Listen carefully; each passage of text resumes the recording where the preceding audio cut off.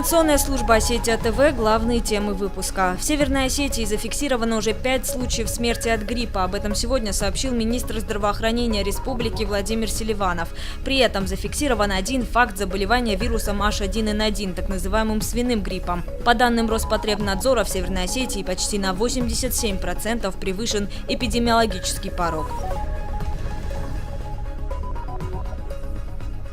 Более 1000 малышей появилось на свет в Бесланском роддоме. Учреждение открыли 2 года назад. Сейчас здесь работают квалифицированные специалисты со всей республики. Для будущих матерей созданы все условия. В роддоме сегодня побывала Залина Губурова. Северостинские спасатели готовятся к паводкоопасному сезону. По последним прогнозам он начнется позже, чем обычно, в начале лета. К этому времени все готово, отметил начальник республиканского МЧС Александр Харужий. Во Владикавказе завершился турнир имени Саблина. Этим чемпионатом уже 37-й раз стартует футбольный сезон в республике. В этом году среди призеров не оказалось ни одной столичной команды. Эти и другие темы далее подробно.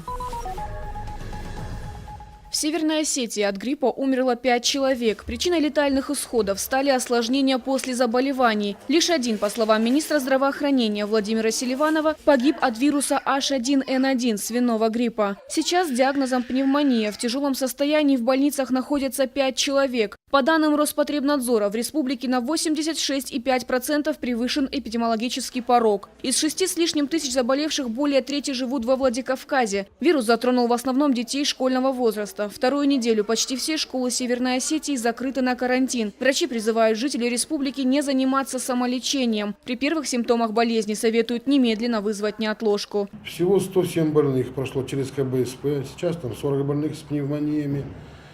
Есть больные с бронхитами. Ими всеми занимаемся. Мы приняли меры Минздрав, территориальный фонд УМС и ОАО «Фармация», потому чтобы снабдить медикаментами необходимыми, особенно КБСП, потому что основной удар идет на клиническую больницу скорой помощи, я имею в виду по поступающим пациентам. Необходимый запас медикаментов сейчас уже вторую неделю есть. 2 года назад в Беслане появилось родильное отделение. Оно было построено фондом возрождения Беслана. Финансовую поддержку при строительстве оказали жители Казахстана, Италии, Сочи. С тех пор здесь появилось на свет около 1000 малышей. Квалифицированные, внимательные врачи принимают пациентов не только из Беслана, но и Ордона, Ильхотова, Владикавказа. Значит, наше родильное отделение построено по индивидуальному проекту, входит в состав многопрофильной правобережной центральной районной клинической больницы. Наше родильное отделение рассчитано на 48 коек, из них 30 это женские койки, 18 для детей.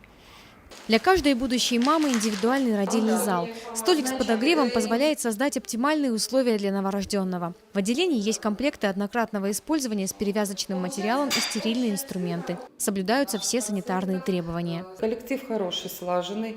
70% докторов у нас имеют высшую категорию. Где-то 80-90% акушерок с высшей категорией. То есть люди проверенные временем, работой. Большинства за плечами хороший стаж работы. И по моим наблюдениям, мы 2 года будет, это 1 июля, как мы открылись официально. И, по моим наблюдениям, уже пошла 2-я волна беременных. В родильном зале в обязательном порядке присутствует анестезиолог, врач-педиатр и акушер-гинеколог. Аппарат КТГ фиксирует работу матки, а также отражает колебания сердечного ритма плода. Как только малыш появился на свет и издал свой первый крик, педиатр немедленно оценивает состояние ребенка. Иногда приходится моментально принимать решение о переводе в отделение реанимации, где предусмотрены индивидуальные боксы. К счастью, на этот раз здесь никого. Для оказания экстренной помощи имеется самое современное оборудование – аппарат для реинфузии, для искусственной вентиляции легких. Это уникальный аппарат. В нашей республике их 2 аппарата всего лишь. Один находится в Северо-Кавказском медцентре, 2-й находится у нас. После тяжелой нагрузки организму женщины нужен отдых и возможность восстановить свои силы. Диана Слонова первый раз стала мамой. Она и ее сын находятся в одной палате и уже готовятся к выписке из роддома. Сегодня 5-й день, мы уже к выписке готовимся, но, если честно, мне очень здесь понравилось.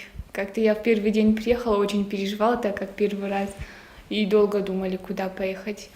Как решили назвать малыша? Астемир. Надеюсь, что у нас не последний ребенок, поэтому обязательно в следующий раз уже без сомнений, без переживаний, со смелой душой сюда. Появление на свет ребенка каждая мать ждет как чудо. Для того, чтобы чувствовать себя уверенно и роды могли пройти без осложнений, желательно заранее познакомиться с врачами роддома. В этом родильном отделении они не только помогают появиться малышу на свет, но и учат мам правильно обращаться с детьми. Залина Губурова, Заур Цеов, Осетия ТВ. Североостинские спасатели готовятся к паводковому сезону. Сотрудники республиканского МЧС приняли участие во всероссийской комплексной тренировке. Специалисты отработали действия по ликвидации последствий чрезвычайных ситуаций. Особое внимание уделили работе с населением. Информирование граждан должно пройти без сбоев. Вместе с гидромедцентром спасатели постоянно проводят мониторинг погоды. В этом году начало паводкового сезона ожидают немного позже, чем обычно, к началу лета. Все районы, за исключением Равского района, являются паводкоопасными, отдельные населенные пункты. Особо, где может возникнуть угроза, это вот районы горных рек, где при определенных условиях может очень резко подняться уровень воды, и, соответственно, будет угроза и дорогам, и отдельным населенным пунктам. Но с этой целью у нас спланировано проведение всех превентивных мероприятий. Для обеспечения безопасности людей проводится активная профилактическая работа. В ходе учения особое внимание уделили Ордонскому району. Задействовали более 200 человек и современную технику. Развернули полевой лагерь, спасли условных пострадавших, откачали воду и крепили берега. Спасательные отряды, по словам специалистов, с поставленной задачей справились в полной мере. Подобные учения прошли во всех регионах страны. Рая Дзантьева, Яна Гагиева, Осетия ТВ. Пешеходный мост через реку Терек во Владикавказе, или как его неофициально называют, Горьковский мост, одна из главных достопримечательностей северо-остинской столицы, в этом году будет реконструирован. Такое решение приняли еще осенью предыдущего года в один из субботних обходов главы муниципального образования Владикавказа Махарбека Хадарцева. Мосту более полувека, и за это время он пришел в ненадлежащее состояние. Программой восстановления займется проектный институт Северной Осетии. В настоящее время не представляется возможным, и сейчас инженерное решение заключается в том, чтобы их подвесить и сохранить в таком виде, чтобы они не мешали в принципиальной работе моста, при этом они были бы эстетически приемлемы, и они не раздражали вот так взгляда этого моста, потому что такое пренебрежительное их состояние одновременно способствует коррозийности самих конструкций этого моста.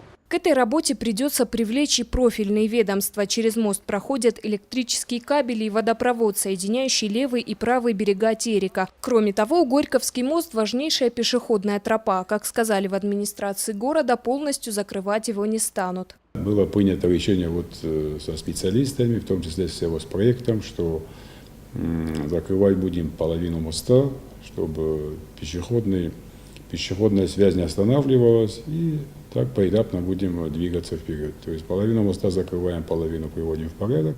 Сложнее дело обстоит с трамвайным мостом, расположенным между улицей Пашковского и Маяковского. Памятнику инженерного искусства уже 110 лет, и находится он в аварийном состоянии. Напомним, что реконструкцию железобетонного моста планировали начать еще 3 года назад и даже оценили стоимость работ – 41 миллион рублей. Но тогда проект не был реализован. Сумма, которая потребуется на ремонт 2 мостов, еще неизвестна. Финансироваться работы будут из республиканского бюджета. Точную дату специалисты пока не называют. Тамила Хамицаева, Тимур Мазаев, Алан Гасанов, Осетия ТВ. Открытый республиканский турнир по танцевальному спорту «Звездочки Осетии» собрал начинающих танцоров. Владикавказ радушно принял гостей из Ставропольского края. Свое умение на танцполе продемонстрировали участники танцевальных клубов «Академик», «Созвездие», «Динамо» и «ЛСО». Нежный медленный вальс, зажигательная динамичная самбо и энергичные движения ча-ча-ча. Танцы развивают в детях неподражаемую пластику и делают их жизнь активной и интересной. Мальчишки и девчонки в возрасте от 5 до 16 лет заразили всех яркими впечатлениями и исключительно позитивными эмоциями. Организаторы планируют проводить подобные турниры ежемесячно. С момента того, как у нас организовалась наша Северо-Остинская региональная общественная организация Федерация танцевального спорта, данные соревнования проходят впервые. Это соревнования так называемого массового спорта, соревнования для начинающих спортсменов, для того, чтобы они набирались опыта, позитива и готовились к более сложным соревнованиям, спорту высших достижений, где спортсмены уже могут получить спортивные разряды, звания. Турнир памяти Леонида Саблина завершился во Владикавказе. Он был первым заведующим кафедрой физкультуры и спорта СК ГМИ и героически погиб во время Великой Отечественной войны. Этот чемпионат открывает футбольный сезон в республике уже 37 раз. Этот турнир уже 37-й. Проходил он с 31 января по сегодняшний 14 февраля. То есть в течение 15 дней 17 команд сыграли 48 игр.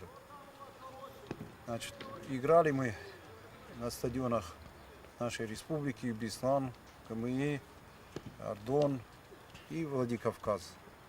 Встречи проходили в упорной борьбе и, несмотря на зимнюю прохладу, были горячими и бескомпромиссными. Примечателен тот факт, что в финальную стадию не пробилась ни одна городская команда. В матче за бронзу Ардон одолел Дигару, а в решающей встрече Ирбис из Михайловского одержал победу над бесланским пищевиком со счетом 2-1. Организаторы отмечают, что турнир удался на славу. В дальнейшем он будет только развиваться как в плане мастерства команд, так и организации. Артем Балатаев, Дэвид Мамедов, Заур Цеов, Осетия ТВ.